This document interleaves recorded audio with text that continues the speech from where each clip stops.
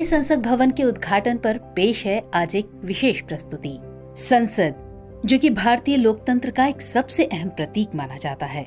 या यूं कहें कि वो इमारत जो कई ऐतिहासिक फैसलों की गवाह है, अब खुद के इतिहास के आखिरी पन्ने में दर्ज होने की कगार पर है। हालांकि देश की संसद तो अभी भी क्रियाशील है और हर दिन वो लोकतांत्रिक मूल्यों को मजबूत कर रही है, लेकिन इसके भवन की नींव अब कमजोर हो गई है। करीब 97 साल पुराना ये भवन कहीं न कहीं वर्तमान की आवश्यकताओं को पूरा करने में असमर्थ साबित हो रहा था। ऐसे में दरकार थी एक ऐसे भवन की जो मौजूदा जरूरतों के लिहाज से माकूल हो, और यही वजह है कि देश को एक नए संसद भवन की जरूरत महसूस होने लगी। लिहाजा नए भवन के निर्माण का काम शुरू हो गया। इस नए संसद भवन का निर्माण कार्य यूं तो दिसंबर 2020 से ही शुरू हो चुका था, लेकिन इसका निर्माण कार्य अब पूरा हुआ है। इतने लंबे समय के इंतजार के बाद आखिरकार वो दिन आ ही गया जब नए संसद भवन को विधिवत रूप से प्रयोग में लाया जा सकेगा। आज यानी 28 मई 2023 वो दिन है जब प्रधानमंत्री द्वारा इस नए संसद भवन का उद्घाटन किया जाएगा। नए संसद भवन के संदर्भ में आपकी उत्सुकता मुख्यतः दो बातों को जानने की होगी। पहली ये कि जब पुराने भवन से काम चल ही रहा था तो नए भवन के निर्माण की क्या आवश्यकता थी, और दूसरी ये कि आखिर नए संसद भवन में ऐसी क्या खास बात है जिसकी चारों ओर चर्चा है। तो चलिए एक एक करके इन सवालों के जवाब तलाशते हैं। लेकिन आगे बढ़ने से पहले जरा संसद के इतिहास पर एक नजर डाल लेते हैं। जब हम इतिहास पर गौर करते हैं तो हम पाते हैं कि मुगल बादशाह के शासन काल में राजधानी कुछ समय के लिए दिल्ली से कलकत्ता स्थापित कर दी गई थी। कुछ समय बाद वर्ष 1911 में फिर से दिल्ली को राजधानी बनाया गया। 1911 में एडविन लुटियन एवं हर्बर्ट बेकर द्वारा संसद भवन को डिजाइन किया गया था, लेकिन इसके डिजाइन को लेकर दोनों के बीच मतभेद थे। दरअसल बेकर इसके हॉल के ऊपर गुंबद बनवाना चाहते थे, जबकि लुटियन का कहना था कि इसे वृत्ताकार ही रखा जाए, और अंत में समिति लुटियन के विचार से सहमत हो गई। शुरुआत में इन बिल्डिंग्स में संसद भवन बनाए जाने का कोई विचार नहीं था, लेकिन गुजरते वक्त के साथ एक ऐसे भवन की जरूरत महसूस हुई जहाँ पर प्रशासनिक कार्य किए जा सके। इसके चलते 1921 में संसद भवन का निर्माण कार्य शुरू हो गया। इस भवन को बनाने में कुल 6 वर्षों का समय लगा, यानी 1927 में यह भवन बनकर तैयार हो गया। इस निर्माण कार्य की कुल लागत 83 लाख रुपए थी। 18 जनवरी 1927 को इस संसद भवन का उद्घाटन किया गया। जैसा कि हमने पहले ही जिक्र किया, लुटियन के मुताबिक पुराने संसद भवन का आकार वृत्ताकार ही रखा गया, यानी ये एक विशाल वृत्ताकार इमारत है। इसका व्यास 560 फुट जबकि परिधि 1/3 मील है। लगभग 6 एकड़ में फैली ये इमारत अपनी विशिष्टता के लिए जानी जाती है। इसमें कुल 12 द्वार हैं, जिनमें से 5 के सामने मंडप द्वार बने हुए हैं। पहली मंजिल पर कुल 144 हल्के पीले रंग के खम्भे हैं, जिनमें प्रत्येक की ऊंचाई 27 फुट है।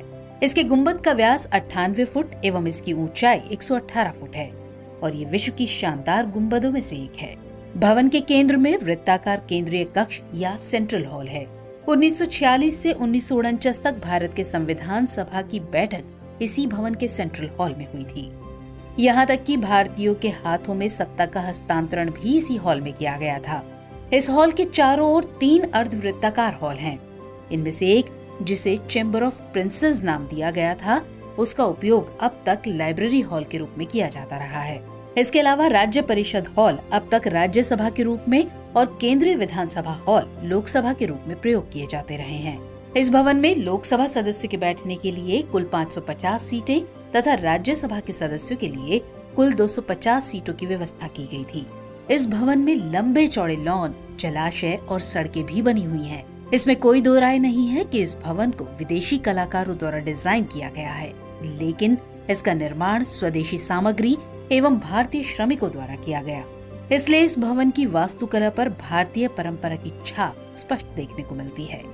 यही कारण है कि इसकी वास्तुकला के आधार पर ही ये दिल्ली की विशेष इमारतों में अपना स्थान बनाए हुए है। चलिए अब सवाल पर आते हैं कि नए संसद भवन की जरूरत आखिर क्यों पड़ी। तो इसकी सबसे बड़ी वजह ये है कि जिस समय इस संसद भवन का निर्माण हुआ था, उस समय ये भू संरचना के अनुसार भूकंपीय क्षेत्र 2 के अंतर्गत आता था, जबकि वर्तमान में ये भूकंपीय क्षेत्र 4 के अंतर्गत आता है। इसके अलावा ये भवन करीब 100 साल पुराना भी हो चुका है। तो इन तमाम बातों को देखते हुए जानमाल की हानि का डर हमेशा ही बना रहता है।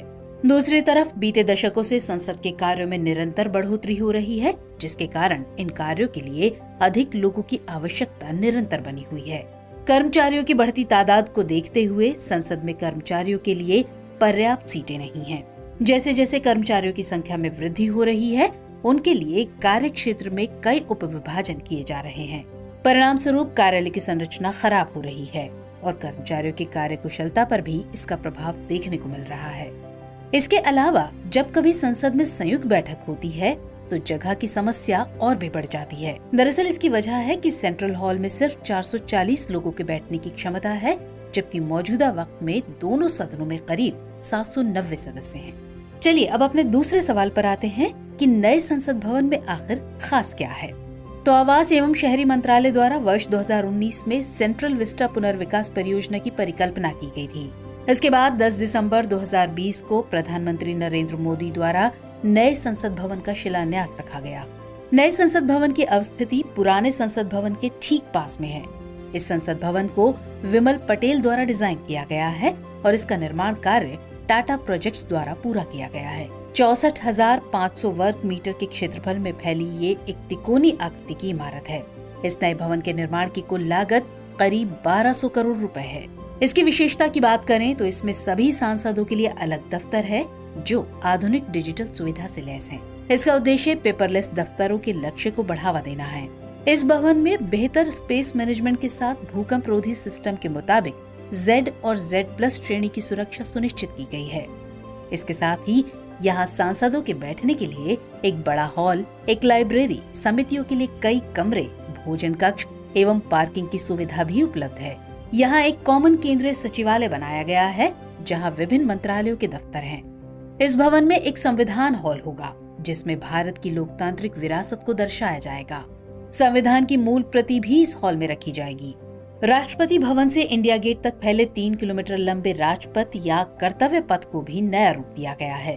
प्रधानमंत्री कार्यालय और उनके आवास को साउथ ब्लॉक के पास स्थापित किया गया है। उपराष्ट्रपति के आवास को नॉर्थ ब्लॉक के पास स्थापित किया गया है और इसके साथ ही नॉर्थ और साउथ ब्लॉक्स को संग्रहालयों में परिवर्तित कर दिया गया है।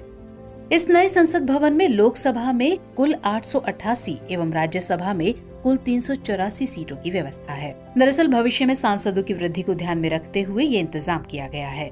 संयुक्त बैठक का आयोजन लोकसभा में किया जाएगा और इसके लिए लोकसभा में सीटों की संख्या 1272 तक बढ़ाई जा सकती है। कहा जा रहा है कि इस नए संसद भवन में सेंगोल स्थापित किया जाएगा। इस सेंगोल को प्रधानमंत्री द्वारा लोकसभा के अध्यक्ष के पास में ही नए संसद भवन के उद्घाटन के दिन स्थापित किया जाएगा।